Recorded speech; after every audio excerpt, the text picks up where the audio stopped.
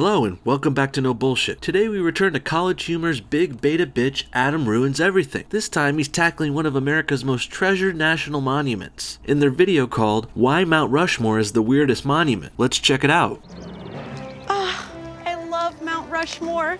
The history, the grandeur, the outdoor freeze-resistant pedestal fountains. It's America's greatest national monument.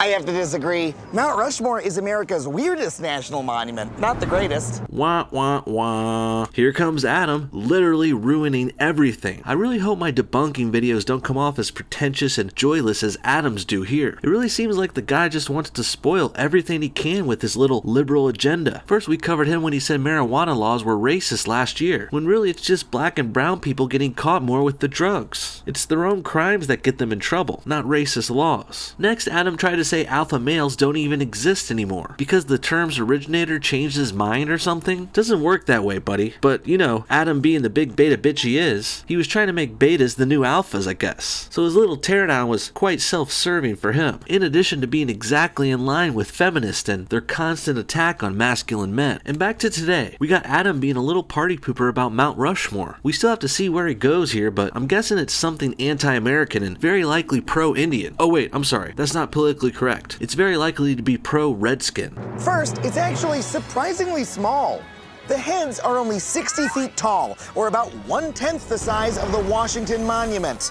I would say that makes Rushmore relatively small, maybe, but 60-foot tall heads are still pretty big if you ask me. And it was also never finished. The rubble at the base is just debris from the construction no one cleaned up.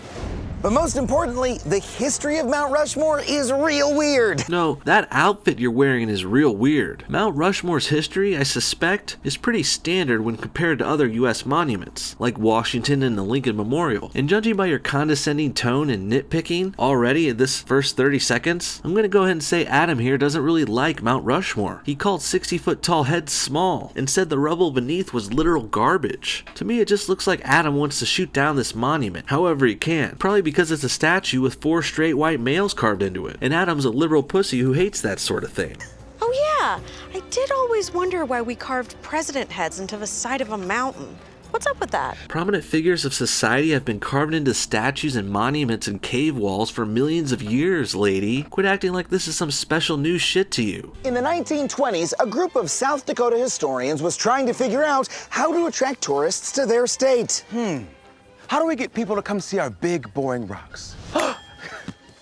If you're wondering why that awkward scene with these 3 black gentlemen was in there, it was just a shameless and mostly pointless cameo. They were the group New Day, I believe. So it was hardly a celebrity cameo, but a cameo nonetheless. I shall fill your mountain with presidents. A noble project that will immortalize me, Gutzon Borglum. Okay, but then he carved all our greatest presidents. Washington was the first, Jefferson wrote the Declaration of Independence, Lincoln ended slavery, and Roosevelt, he liked hunting? And he was friends with the sculptor. I don't like this implication that Teddy Roosevelt didn't deserve to be on Mount Rushmore. Teddy was awesome. He was a sickly kid who became super strong, fought in a war, built the Panama Canal, started the idea of national parks here in America, had his wife and mother die on the same day, stopped another Great Depression from happening here in America. He was the youngest president to ever be president at the time. He had a pet bear. He once got shot during a speech but continued and finished the whole 50-minute speech, and so much more. It's very disappointing that Adam would diminish such a great president like this. It really shows where his brain goes. Teddy,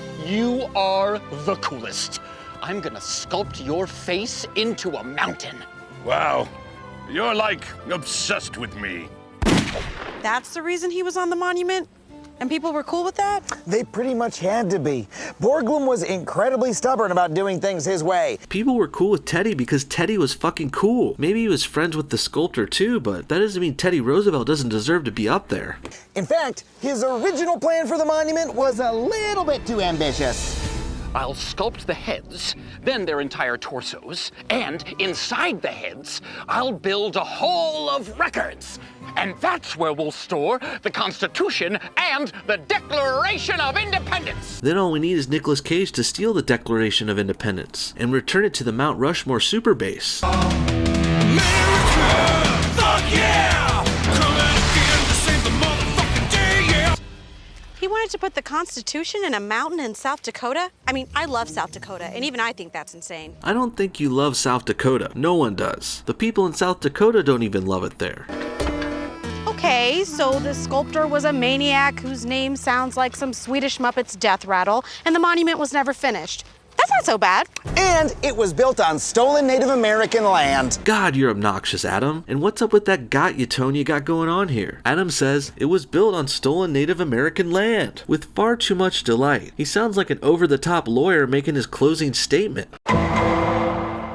Ladies and gentlemen of the jury, all I have to say about this Mount Rushmore is this. It was built on stolen Native American land. Dun dun dun. But really? No, Adam. I'm not going for this stolen Native American land crap. That sounds like some Pocahontas let's feel bad about colonialism propaganda. Also kind of like Avatar's message. You see, to guys like Adam and James Cameron, everything in North America was built on stolen Native American land. I mean, when you put it that way, all land was stolen back then. But wouldn't the Native Americans be stealing their land from someone else too? Like each other or someone else that was there before? Or maybe they're stealing it from the animals? I don't get how all this works to these people. It really seems like these lefties just bring this shit up to shame modern day white people. When really, I say this logic should do the opposite. We should be proud our American ancestors stole this land. Because stealing land in colonial America meant fighting for it. Stealing the land means you're winning the land. We won the right to build the United States of America on this land. Fair and square. And the Americans built far better civilizations than the huts, teepees, and shacks the damn dirty Indians were living in. Oh wait, sorry, that's a little offensive. We built far better civilizations than those damn dirty Native Americans were living in. In 1868, the United States signed a treaty agreeing that this land would remain part of the Sioux Nation. We've taken a lot from y'all, so you keep this land, and we'll stay out. But 6 years later, that all changed when General Custer found gold. You found what? It's worth how much? Sorry, should have said no take-backsies.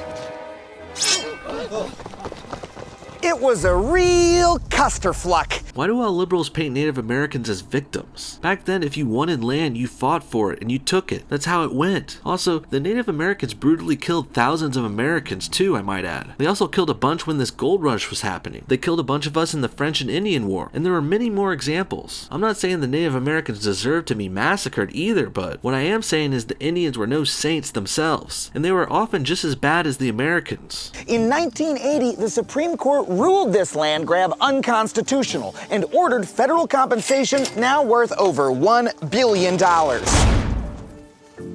The problem is, the Sioux don't want the money. So to this day, it's sitting on hold in the U.S. Treasury. Wait, why don't you take the money? It was never about the money. We just want our land back. And doing stupid shit like this is why Indians lost the majority of their land in North America to begin with. I'm sorry to be harsh, but it's fucking true. If your tribe isn't smart enough to take $1 billion payout from the government, well shit, son, I can't really help you. I really mean no offense. I have nothing against Native Americans, but you can't complain about losing your land and your people while you turn down $1 billion. Going down after that is just social Darwinism playing out. Think about it. Our government broke a treaty, stole Native American land, and then carved our own leaders' faces into it. I'm thinking about it. I'm thinking you're a little bitch who can't cope with American history. You can't handle all the wars and fighting we had to do to get here. And now you're just virtue signaling, Adam. We get it, bro. You want to save the Native Americans today. You found your little victim of the week and you want to be paternal and stand up for them. Well, Adam, let me tell you something. Indians are not children. Their people and their tribes have agency too, bro. They're adults who can stand up for themselves. And you trying to do it for them is a little embarrassing. That's such an insult.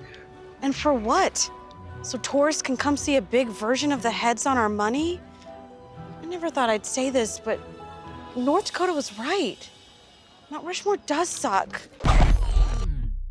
And as for Mount Rushmore being on land taken from the Sioux Indians, I say we warred with that tribe for 100 years. Lots of shit went down between the Sioux and American settlers. There's blood on both sides. So for you to sit here and act like Americans are the big bad bullies and the Indians didn't do nothing, well, that's just all wrong, Adam. Characterizing things that way makes you look either wholly ignorant or highly manipulative. And since Adam likes to present himself as this nerdy smart guy, I'm gonna guess it's the latter. Before we go, here's my quick estimation of the events surrounding founding Mount Rushmore. The U.S. seized the land from the Lakota tribe after the Great Sioux War of 1876. That's a war. W-A-R. That means people were fighting on both sides. The U.S. versus the Sioux Indians. Hundreds of casualties on both sides. In the aftermath, the U.S. won the land that would become Mount Rushmore. We didn't steal it or gain it unfairly. We fought and won the land fair and square. If you want to feel bad for the Sioux and their loss, that's fine. In fact, the U.S. government felt so bad that in 1982, they offered them $1 billion. But that doesn't mean the U.S. people are crooked, evil criminals who stole the land unfairly. No, that means the U.S. Americans were strong, resilient fighters who won the right to build on this land through battle. And I think that what we've done with the land has shown it's been an advance for the better. I mean, nothing represents the accomplishments and beauty we've added to this fair land better than Mount Rushmore, a 60-foot tall carving of 4 of our greatest leaders into the side of a fucking mountain. Americans shouldn't be cucked up and embarrassed about this like Adam ruins everything. No, we should be the opposite. Mount Rushmore makes me proud to be an American, proud to be a part of this great nation and its great history of beating this shit out of Indians and carving our founding fathers in the mountains. What do you guys think? Is Mount Rushmore the weirdest monument, or is it the most badass? Did we steal the land, or did we win it in battle? Comment your thoughts below, and thanks for watching No Bullshit. See y'all next time.